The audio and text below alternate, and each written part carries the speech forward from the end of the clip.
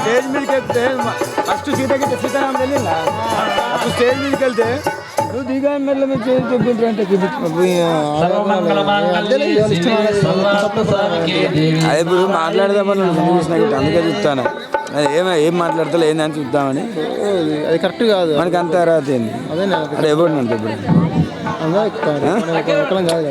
వానికి అంత అర్హత ఎక్కడిది, వానికి అంత అర్హత నాకేమో. ఇప్పుడు వాడు ఒక పాత్రధారి అంత నేను లేను అంతే కదా.